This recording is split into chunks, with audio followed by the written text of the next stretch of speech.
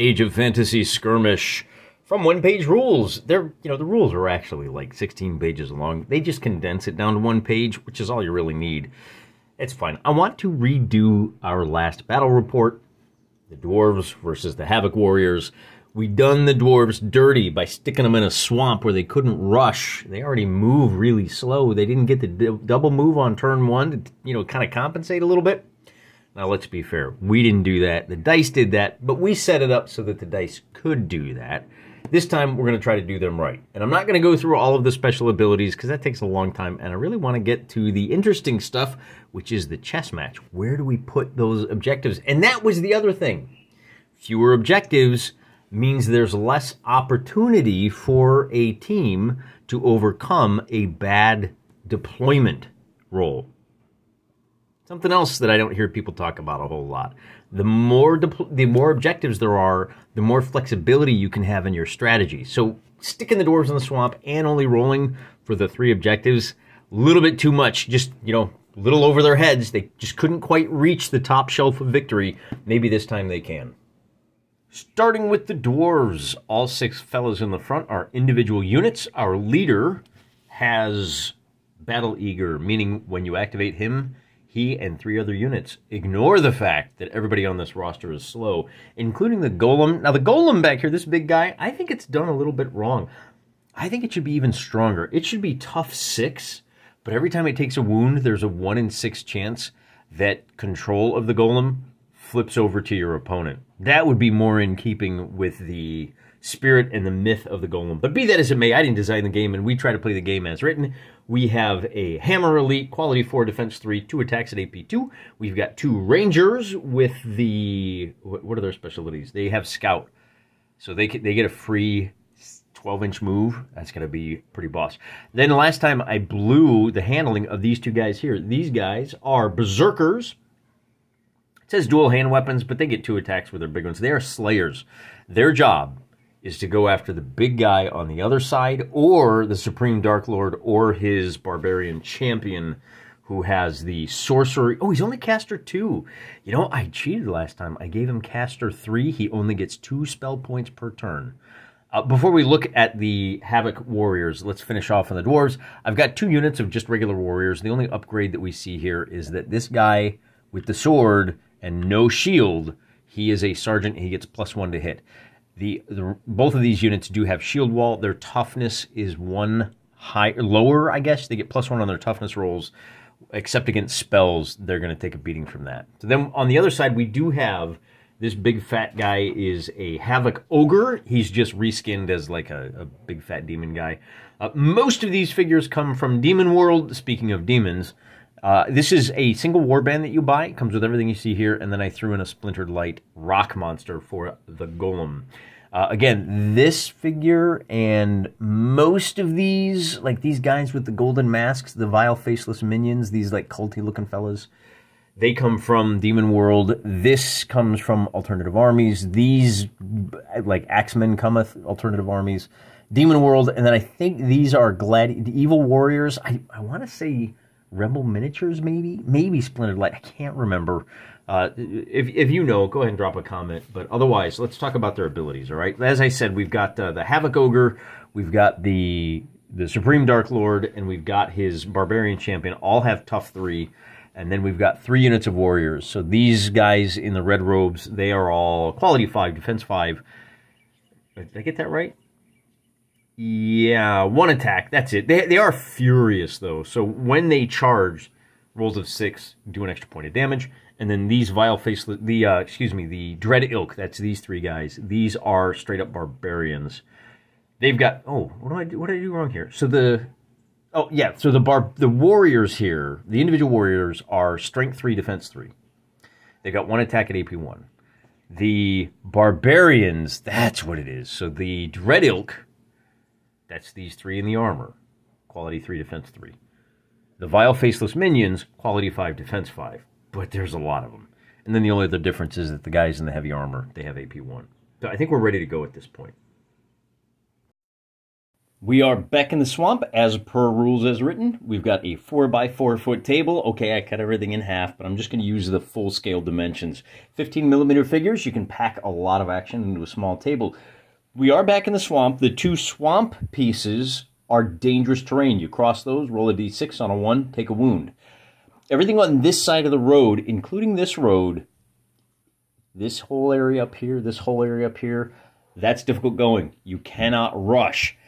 The terrain pieces up here, these are a little bit of high ground, so you can rush across that. Gives the dwarves a little bit more room. You can rush across this as well, although I should point out, so this is dry land, but the roads are up on causeways. You can shoot up to a road, you can shoot off of a road, you cannot shoot over a road in any direction. The bushes, the trees, these bushes and the rocks block line of sight. The swamps here, the deeper swamps, do not block line of sight. So, and likewise, I think we'll do the same thing for spells as well. The roads block spells. You can't launch a spell over the road because you need line of sight. You need to be able to point your little wiggly magic fingers at the guy. The next thing that we need to do is figure out how many objective markers we have on the table, and it's going to be D3. Once again, we've only got 3 objective markers, and we'll roll to see who places the first. The white die will be the dwarves. The Supreme Dark Lord is going to place his first objective marker. Well, wait a minute. We don't know where the deployment zones are. Can't place them in the deployment zone, so you got to establish this first. Ooh, it sounds like it's a big year for the crickets. Wait a second. We can't place the objective markers inside a deployment zone. We need to find out where the deployment zones are first. So I'm going to roll a d8. 1, 2, 3, 4, 5, 6, 7, 8. And that's going to be the first deployment zone. Of course, the opposite side will be the other ones. 1, 2, 3, 4, 5, 6. So it's going to be north and south. Easy peasy. Ooh, it sounds like the cicadas are out. Welcome to summertime on the Wargaming table. So with the deployment zones being on the north and south, the yellow markers indicate the deployment zones. You have to start behind the yellow markers. That means the Supreme Dark Lord says, oh, by the way, the bridge here blocks shooting just like the roads do, and it blocks movement as well from here to here, but you can move this way. So kind of an odd piece of terrain that it blocks movement in one direction only. Back to objectives. The Supreme Dark Lord says, I'm not intimidated by swamps. I'm going to drop my first objective marker right here. The dwarves say, well, I am very intimidated, so I'm going to put one right here. That way I can get to it regardless. He's up on dry land. And then, of course, the Havok warriors say, well, if that's going to be the case, I got to measure something here. There's room to squeeze another objective marker here. The dwarfs don't want that. If they nudge over to right here, they're still on dry land. But now, because the distance between these two objective markers is just 9 inches... Oh, you know what? They got to put it right on the road, don't they? They say, we go here. Now, there's no way to drop a third objective marker down in this area. And so the Supreme Dark Lord says, you know what? That's fine. I think, not knowing where I'm deploying, I'm not afraid of running around a little bit. Why don't we go ahead and put it right here? Even if you take this first one, he's confident enough in his ability to take that one that it becomes a fight for this objective marker in the road. In fact, why don't we go ahead and we'll just drop it right there?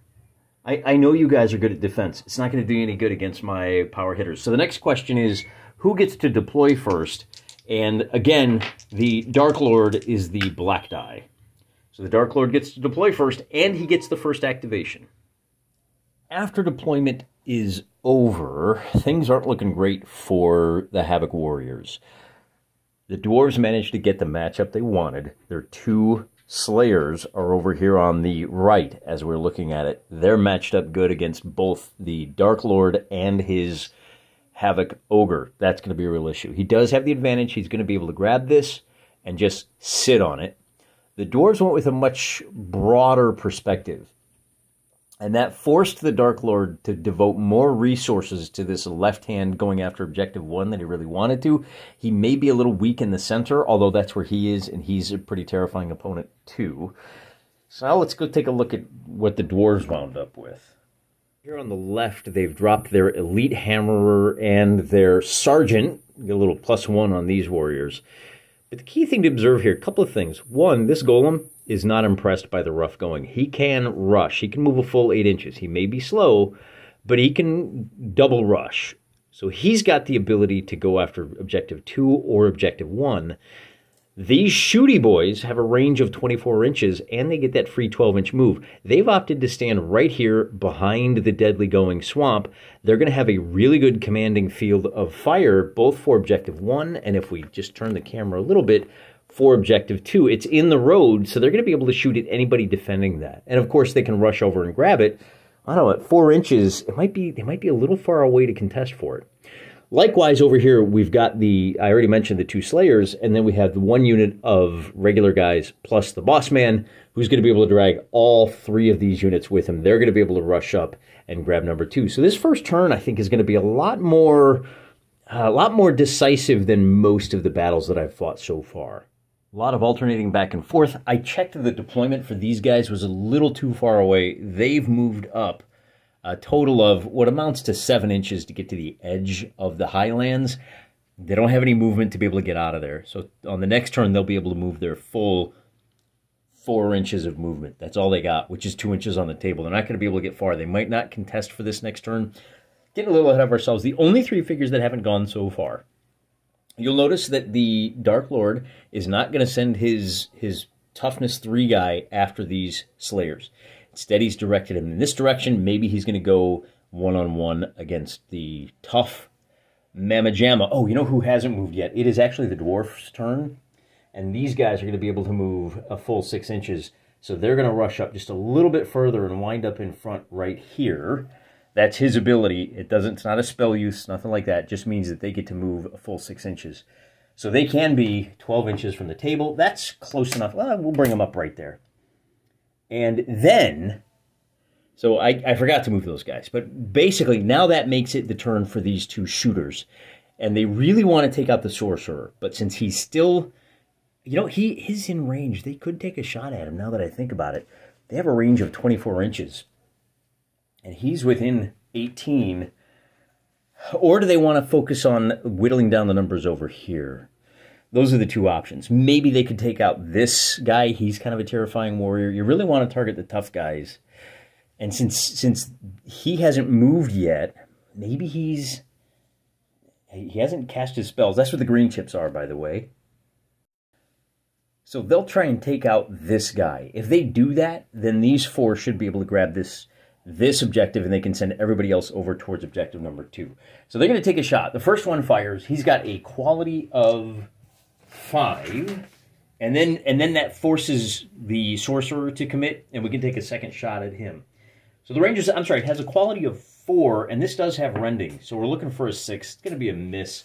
Now the sorcerer moves, and because he's in the swamp, he can only move 3 inches.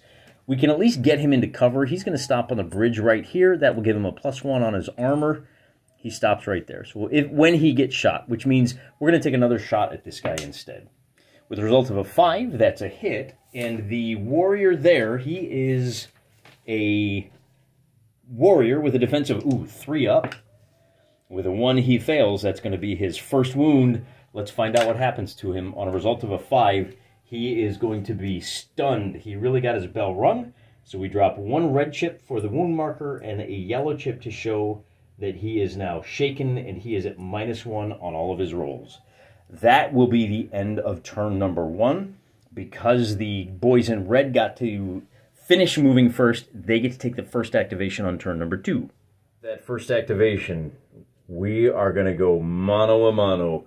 Ogre against Dwarf Champion. The Ogre gets 3 attacks, and he's going to be hitting on quality 4s. He's got 3 attacks at AP 2, and he's going to completely whiff. That means the Dwarf Champion can counterattack. He's got 3 attacks at AP 1. He has a quality of 3, and he's going to score 2 hits. The Havok Ogre has a defense of 4.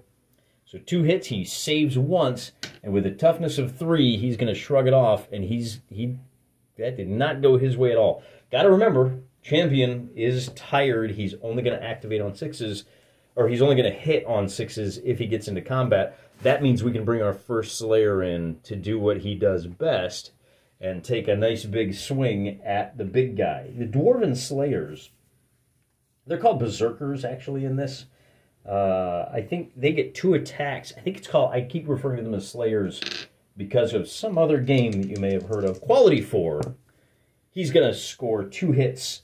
And does he have, what has he got? He's got Slayer, which does, he gets AP2 against models that have a toughness of 3 or more. That means our Ogre is only going to be saving on 6s. He misses both of those. He has now taken 2 wounds. That's enough to start triggering his wound checks. So we roll this. We get a 5 plus 3 is an 8.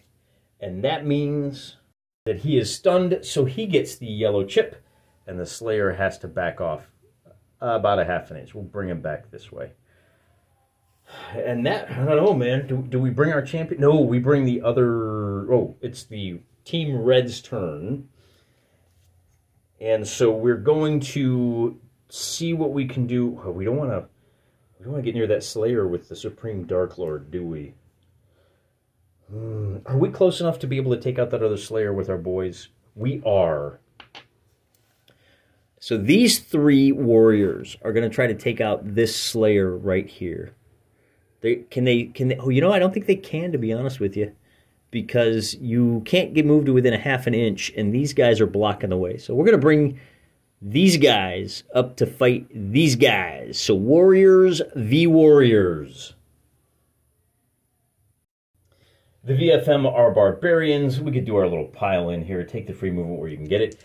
They get 3 attacks. They are only going to be hitting on Barbarians, quality 5.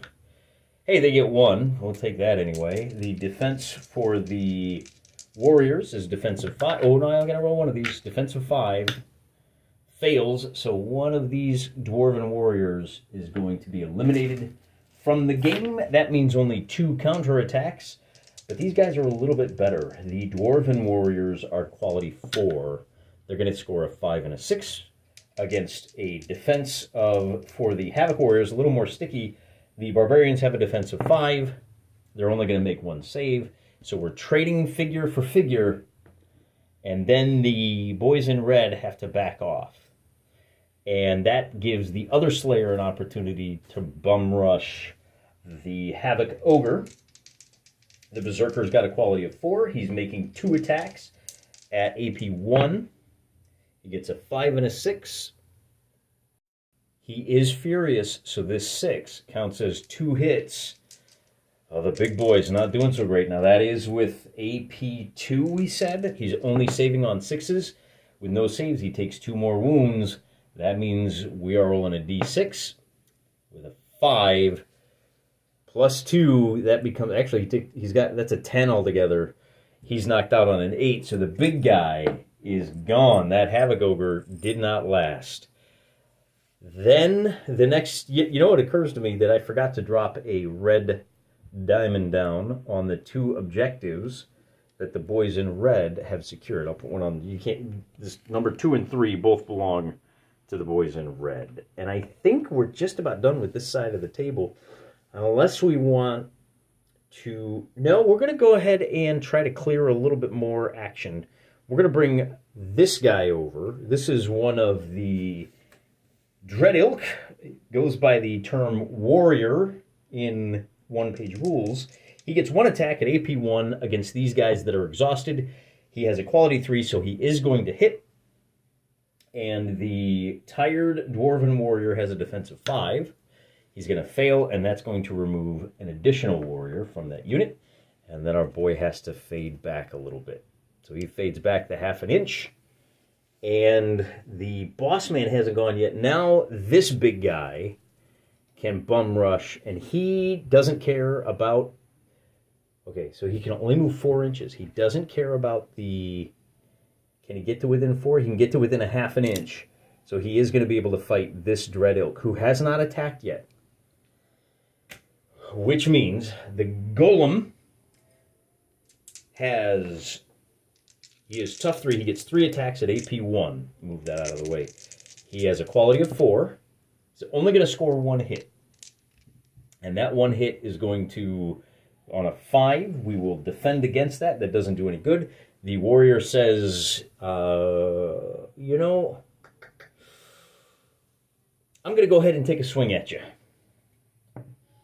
And that warrior has 1 attack at AP 1, quality 3. He doesn't do any good, but that does drive the golem back just a little bit.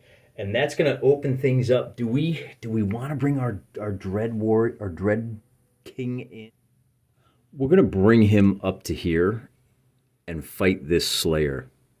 We don't like having these guys with AP 2 attacking our big guys. And our Havok master has got 3 attacks at AP 1. He's got a quality 3. We're going to get a total of 3 hits on that Slayer. And that Slayer only has a defense of 5.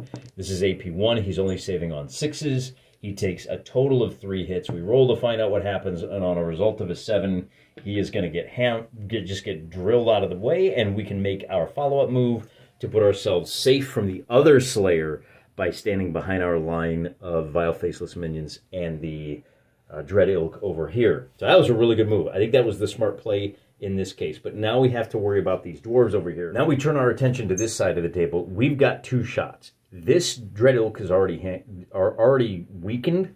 So let's see if we can whittle down the numbers over here, make it easier for the warriors and that elite hammerer to take this objective marker. So we have 1 shot at this unit over here, and as before, a 2 is going to miss. Then we'll go ahead and, for these guys, you know what? We got 1 wound, but let's go ahead and clear him up. He is no longer stunned. He's chomping ready at the bit. That's all he can do is recover. The sorcerer has, bear in mind, the sorcerer has 4. Let me drop his other 2. On this turn, he gets another 2 spell points. But we do get another shot, and with another shot, we're still going to try to weaken these guys. We roll a 5 for the 2 hit roll. That ranger is going to hit on the quality 4. The barbarians over here only have a defense of 5. And with a 6, we're going to successfully defend. And that means moving. Now, here's the thing. Here's the thing. We don't have to go for that one. We could bring everybody back over the bridge to fight for control of objectives 1 and 2.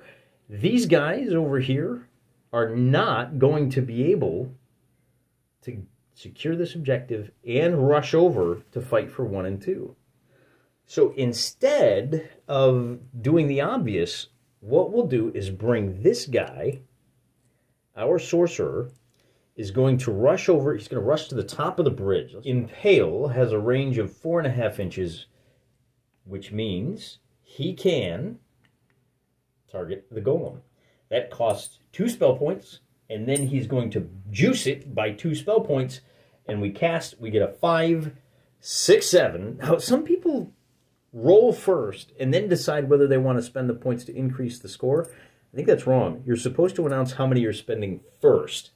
That increases the gambling portion. That is going to be a single hit with AP 4 against the golem, and he's only going to save on a 6. That doesn't do him any good. He is going to take his first wound, and that doesn't mean that he has to take a wound check yet. It just weakens him, and that's going to come in handy. Then the dwarves get to go.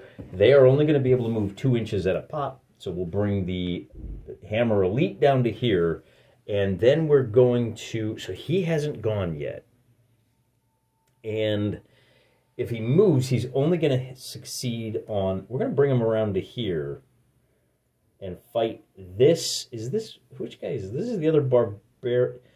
Oh, no. This is the last remaining warrior. Is it? No. I got confused here. These two are the slayers with the double-handed axe. And one of the slayers is gone. Let me swap this guy out for one of the guys with a shield. And you know what? The other thing I forgot is, with shield wall, these guys have a +1 to their defense rolls. I don't know if that would have made any difference. But now we've got a guy with a shield, and so he's just the last remaining warrior. And I think our Dread Ilk really wants to go to him. The other thing I'm doing here is I'm shifting him over across the street because I don't want to. We can seize this objective by standing over here where the shooters can't take us. That's the other thing that we're doing to protect ourselves. Be that as it may, he's only going to hit on a 6, but we should go for it because his counterpart is also only hitting on a 6. So a 4 and a 4 is nothing, and we can fade back that little 1/2 inch. And then that is... Oh, you know what, though? Well, he's close enough This is going to be contested at the end of this turn, which is fine. We still think we can retake that if we dedicate ourselves to it.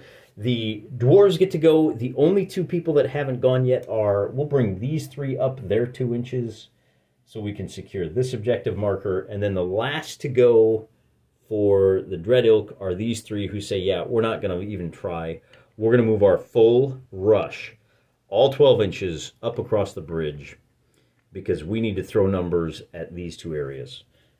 That's going to end the turn for everybody. The king gets to go next, and he says, I only hit on 6s, but I kind of like that idea. I'm going to come over here and fight this Dread Ilk.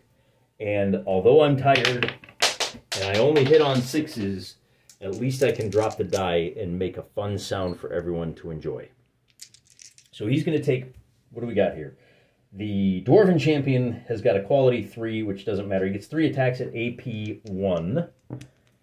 And he's going to get 2 hits on that Dread Ilk, who says, I am pretty good at saving. Oh, or maybe I'm not this time. But one of the 2 ain't going to do it. He takes 2 wounds. We roll a d6, and with a result of a 3, he is only stunned. We'll take that result. I'm not too disappointed in that. The king drops back. The dwarf champion drops back. He is stunned, but he's standing right in the way. So I think we're okay. I think we'll take that. And that is going to end turn number 2. So, oh, he drops back to right there. So for turn number 3, the dwarves are within 1.5 inches. They have now seized this objective marker. We're going to start by protecting this guy. We don't want him at -1. He's going to use all of his might, and he is going to be a delaying factor, if nothing else. The Dwarven King says, I will use my Battle Master. These guys can move quickly.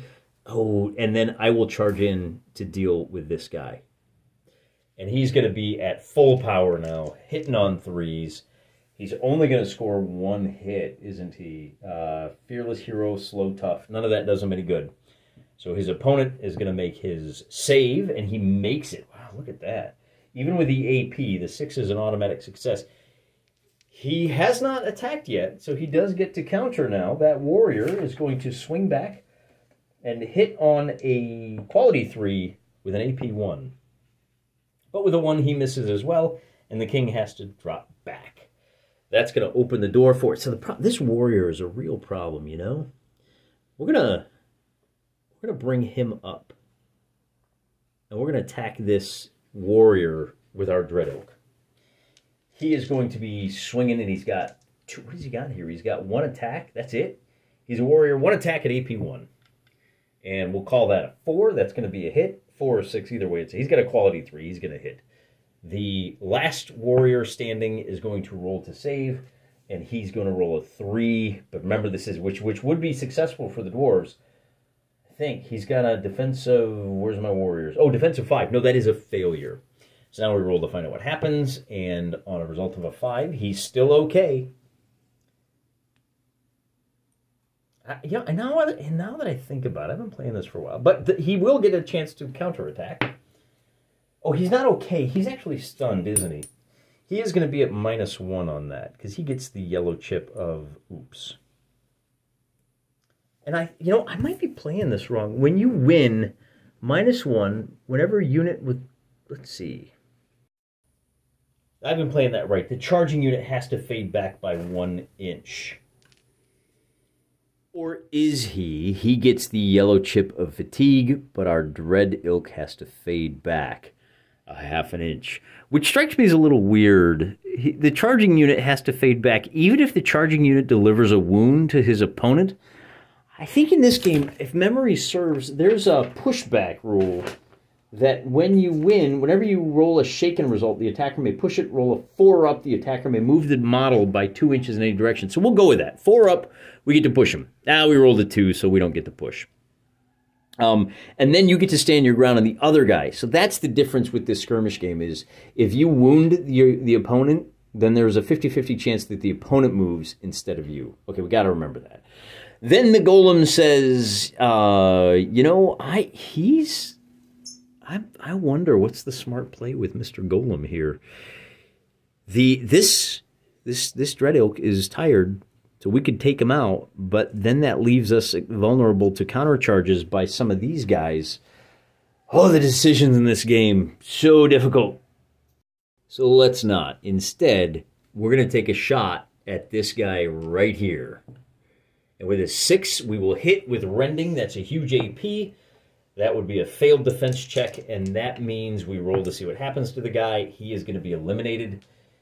And that's good for the dwarves because it opens up, so they know they're going to secure this. He's gone. So now, boy, we're really hurting here, guys. We're really hurting for Team Red. These two guys have already gone. We could cast another spell. Let's see if we can ding this guy again. We can only hope. We need to roll a 4 up in order to get that same spell off and do another big whammy. We got it with the 2 spell points. He's got to make a defense check, and with a result of a 5, he will fail. Remember, that's got like a huge AP. So that is his second wound. Now that changes the calculus for the dwarves. We'll take our second shot. You know, I wonder if we don't want to run one of these guys over. I don't think we can. We got to take our second shot at this guy right here. Oh, but now that I think about it, he's got 3 wounds. So do we think we can take enough of him out? He's the only shot that we got with our shooty boy. And because he's in a swamp, he can only move 1 inch at a time. So like if we move 1 inch here, of course, the nice thing is, see the way these bushes are laid out? For these guys to come, we're going to wait for these guys to move before we take our second shot. In fact, we can go ahead and bring these guys, they're 2 inches over to here, and we'll bring, I mean, this guy, he's not going to get there in time, is he? He's going to go 1-2 inches, and that's going to be about it. So these guys move, and then these guys move, but who do they attack? Why don't we bring them over now? They've got the full range of motion. We're going to bring them in to take on the golem. So we're going to get 3 basic attacks. They're not strong. I don't think this is a real winner of a gambit, but we need to put some more pressure and eliminate some of those guys. The VFM only have a quality of 5, but they are furious. So that means they are able to score a total of 2 hits on the golem. And do they have any AP at all? They don't, man. It's just 2 hits. So he tries to make his save. He's successful with one of them. He fails with the other. That is his 3rd wound. He now has to check to see what happens to him. And with the result of a 6, he is eliminated from the game. Not only that, but our VFM, boy, that was a high-risk play, but it sure paid off, didn't it? They get to make a move so they can say, oh, you know what? How do we want to do this? Do we back them off to here? We'd really like to, let's just line them up right there. So they're defending the point. Now that does open up the channel. So that was that. And then before this hammer moves, we're going to take a shot with one of these crossbowmen. Now they have a shot over here with the 12 inches. And on a 3, that is going to be, the ranger only has a quality of 4. That's going to be a miss. Now we're all caught up. So these 2 guys have gone. He's gone. We still have 2 more units that have not gone.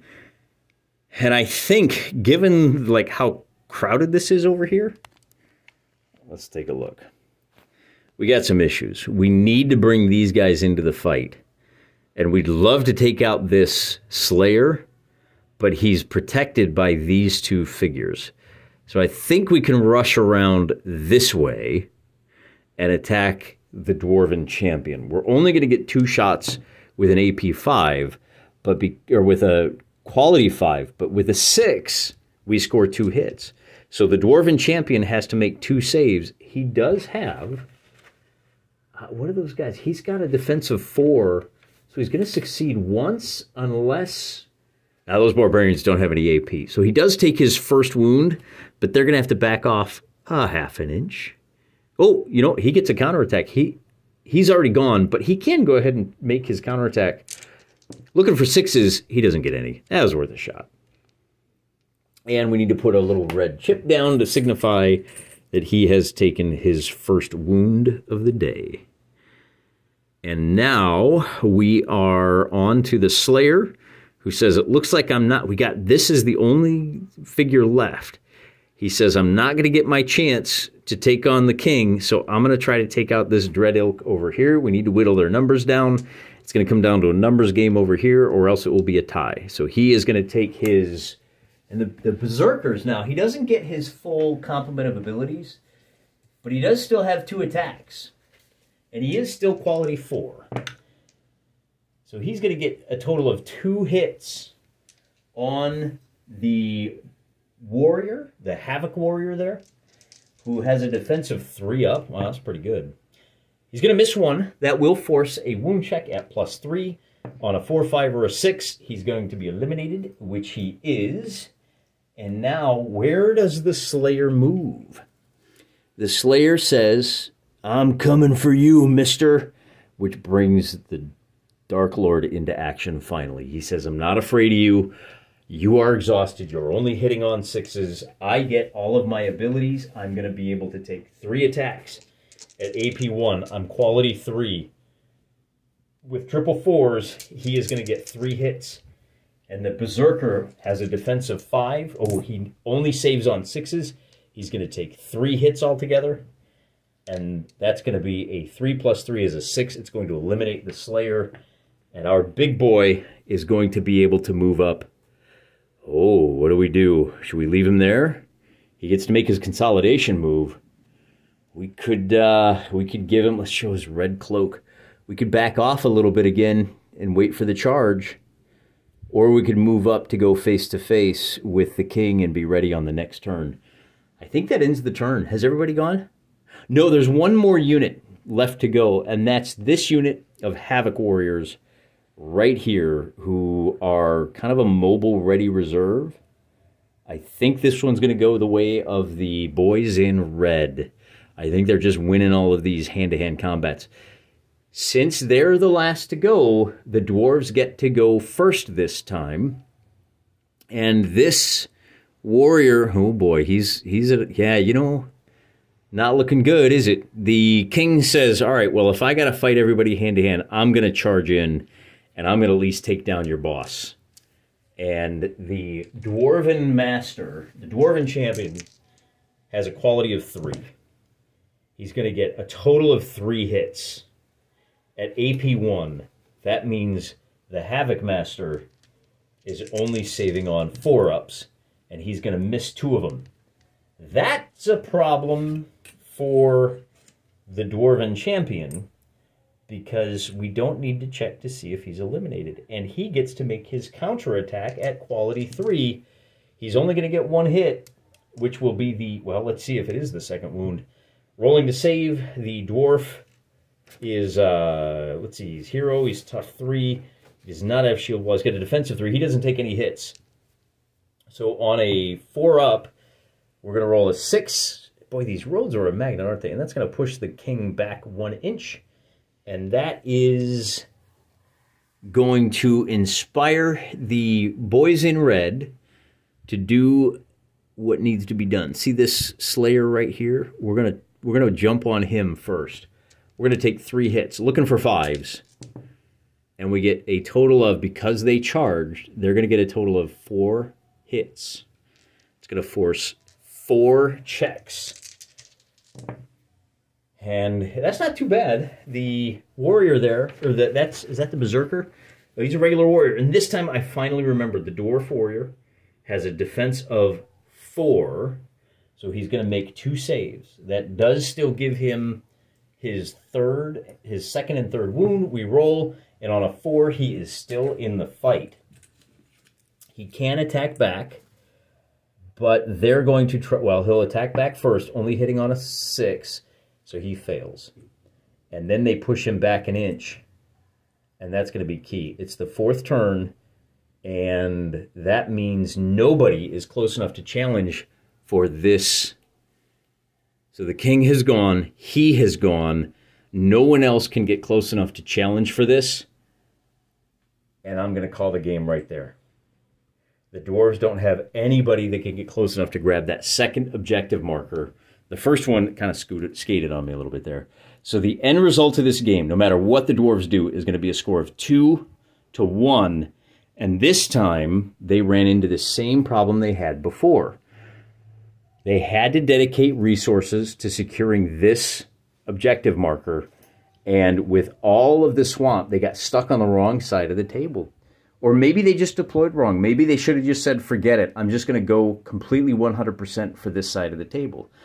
The fact that we have all these causeways protecting the boys in red does limit the ability of these rangers to do what they need to do. Well, I mean, deploy better. That's about the only other thing you can suggest, right? Perhaps we should have had a rule that if you're on an elevated platform, you can see over the causeway, which would have put them over here. But again, that still would have limited their ability. They would have been shooting up to 12 inches. Yeah, they could have got over the road. That might have made a difference. But we didn't discuss that rule. We also didn't discuss the rule that this is a high point. You may be able to shoot from, above any terrain from the top of the bridge. That's another little fun rule you can do. It's kind of borrowing from old Chris McCullough. He's got a gift for developing these kind of tables that are just wonderful. That's going to be the end of the game. Hope you guys enjoyed that. Till next time, I'm praying for you.